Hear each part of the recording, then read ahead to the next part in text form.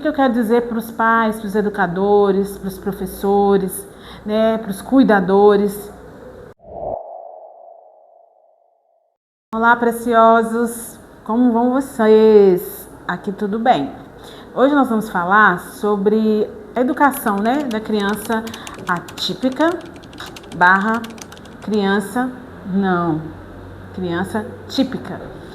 Mas eu vou falar vou falar para vocês uma frase que me deixou bem assim chocada, de um jovem que ele é atípico. E dentro de uma pesquisa, né, sobre os transtornos e como que cada um se sente, esse jovem falou o seguinte: o cérebro de cada um de nós funciona de maneira diferente. Por que as pessoas não são festejadas por suas contribuições, em vez de serem constantemente menosprezadas devido ao que acha difícil? Olha só, gente, esse aqui foi um jovem que falou isso.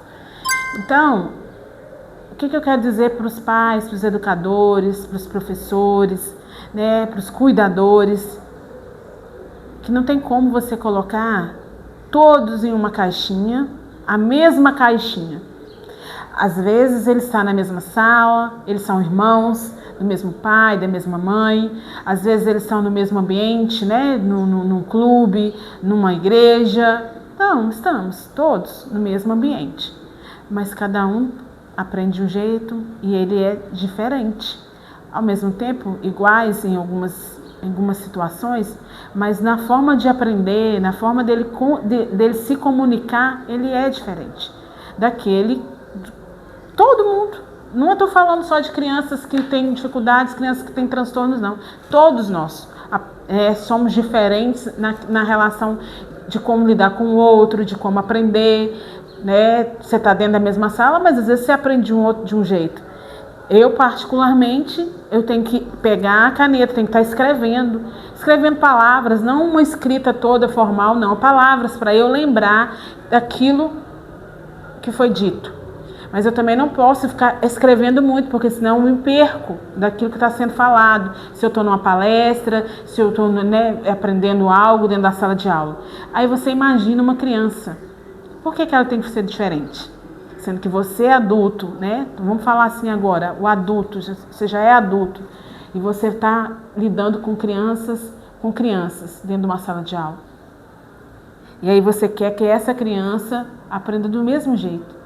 Você canta a música, vamos lá, você canta uma música lá na educação infantil e aí uma criança não consegue escutar direito a pronúncia das palavras, né? Lá na educação infantil mesmo, ou é muito sensível, não gosta daquela música, não consegue compreender a música porque está alto demais, ou por algum outro motivo, e aí nós como professores, eu coloco também, né, nessa posição, muitas vezes eu me via desse jeito. Por que não gostou? Por que a criança chorando? Por que a criança não aprendeu? Porque ela não aprende da mesma forma, né? Ela não aprendeu aquela música daquele jeito. Às vezes, ela cantando sozinho para ela vai aprender. Ela vai dar chances, né? Ela tem chances melhor do aprendizado do que às vezes com várias pessoas cantando, tocando, né? E aí eu estou falando de pessoas que não têm laudo, são típicas. Imagina aquelas crianças atípicas, aquelas que têm sensibilidade, né, no tato, no ouvido, na visão, nas todas as 5 funções, né? E aí, como que a gente faz? E esse jovem falou assim, né? O cérebro de cada um de nós funciona de maneira diferente, porque as pessoas não são festejadas por suas contribuições, em vez de serem constantemente menosprezadas devido ao que acham difícil. Aí a gente vai, o que a gente faz? A gente não valoriza aquilo como aquela criança aprendeu, né? Aí a gente coloca lá na nossa ficha, não aprendeu, não faz, não realizou, não conseguiu. Aí você pensa, você como adulto, tá lá, no primeiro emprego.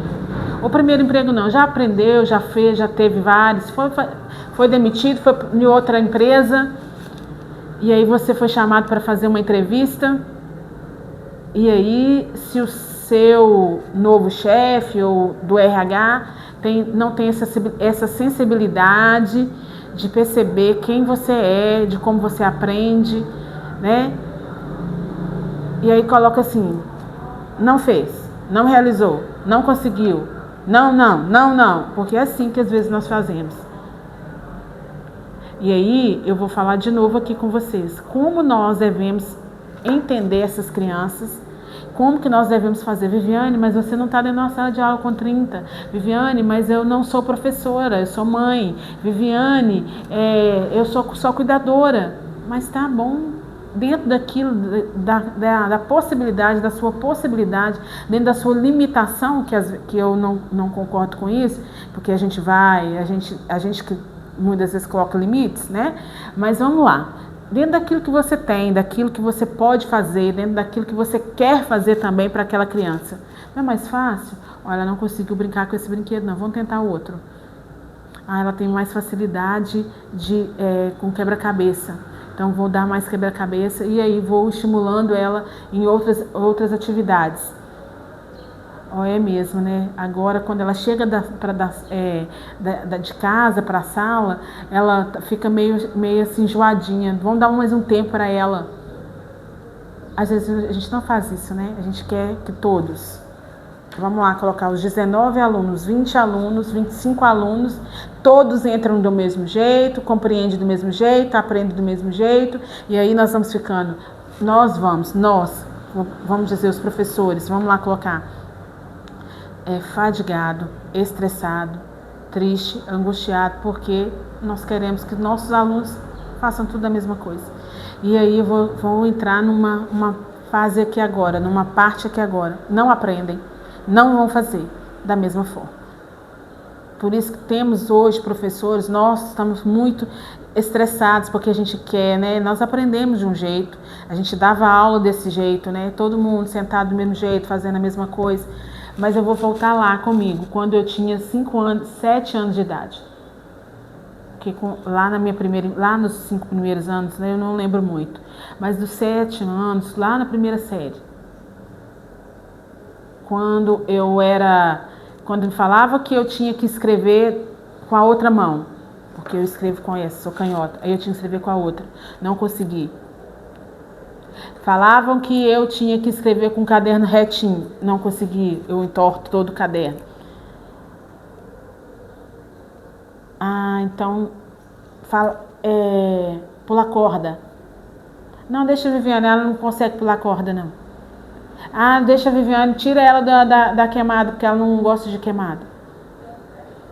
Não é que eu não gostava, não é isso. Não me ensinava direito, não me oportunizava de uma forma melhor, né? Não.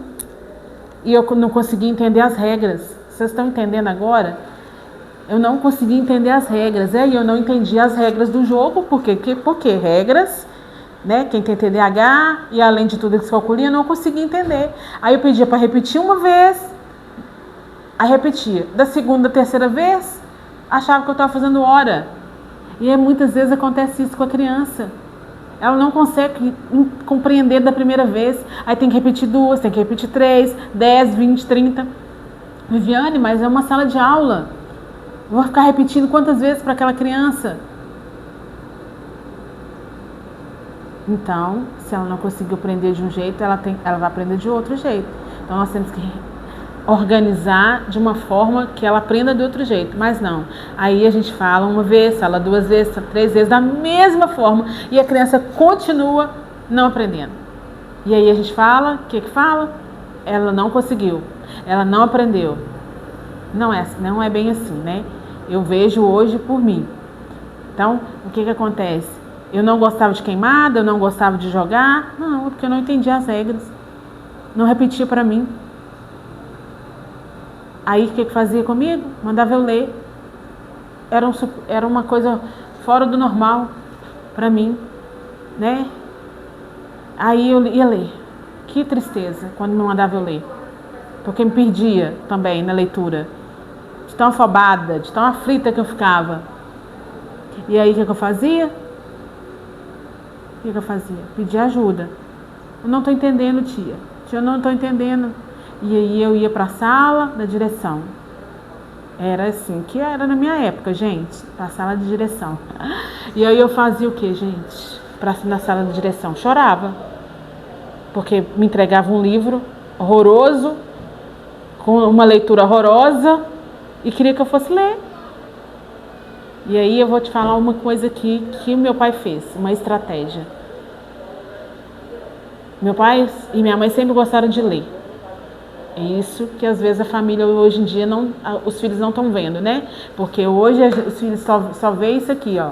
O pai e a mãe só isso. E aí eu vi meu pai lendo. E aí eu fui pedir meu pai o quê? Uma revistinha da Turma da Mônica. Então meu pai percebeu que eu gostava da revistinha da Turma da Mônica e começou a me dar a revistinha da Turma da Mônica. Então, se eu comportasse, né, se eu não fosse para a sala de direção, ou se não me chamasse minha mãe para conversar, porque toda semana me chamava para conversar, chamava minha mãe para conversar, eu ganhava uma revistinha da Turma da Mônica. Na sexta-feira eu podia saber, a revistinha chegava lá. Tinha várias. E aí eu comecei a ter gosto pela leitura. Gosto, mais gosto. Hoje eu leio assim, um livro atrás do outro. Eu leio antigamente, né, assim, não tinha no celular, eu lia bula de remédio, eu amava ler bula de remédio, gosto até hoje, mas nem tanto. Não tenho muito tempo para isso não, mas era assim que eu fazia, comecei a ler sem parar. E esse é o momento que você pode perceber se você está junto com seu filho, junto com quem você está dando aula, cuidando. Olha, ele gosta mais desse jogo, olha, ele gosta assim, olha, ele gosta de música. Então você vai ajudar ele a aprender. Você vai ajudar. Eu estou falando de diferentes transtornos, com transtorno ou sem transtorno. Você estimula naquilo que ele gosta. Para que você vai insistir? A primeiro momento, se o menino está tendo dificuldade de matemática, aí você coloca na aula de matemática, o menino vai chorando, vai berrando, vai gritando, falando que não quer. E aí, mas coloque naquilo que ele gosta primeiro. Estimule naquilo que ele gosta, naquilo que ele sai bem, naquilo que ele vai fazer bem. Aquilo que vai lhe fazer bem.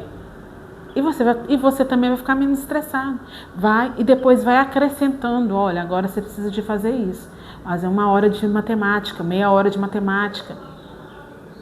Ajude seu filho a aprender, ajude a sua criança a aprender, a descobrir como que ela aprende, e você vai ter menos estresse.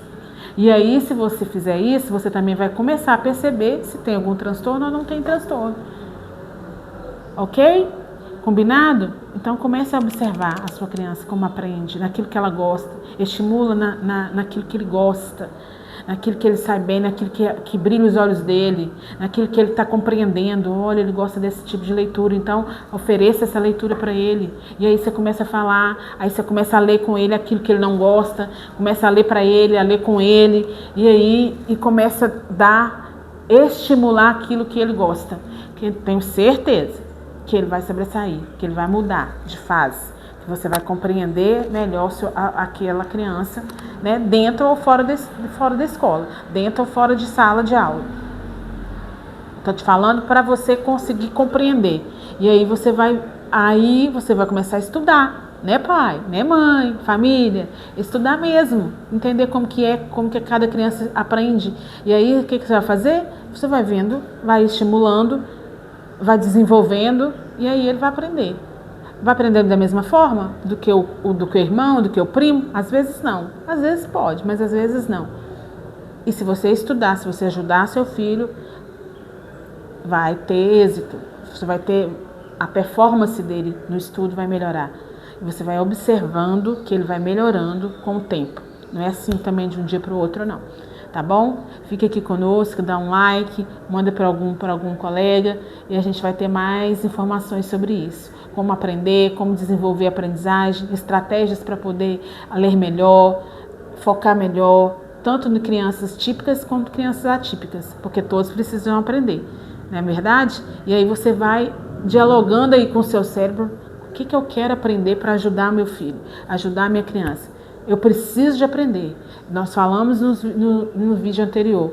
Vocês precisam de aprender para ajudar a sua criança, o seu filho.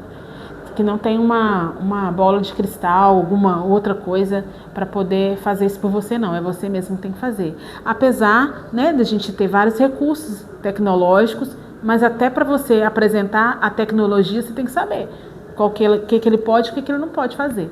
Ok? Preciosos, até mais. Fiquem com Deus.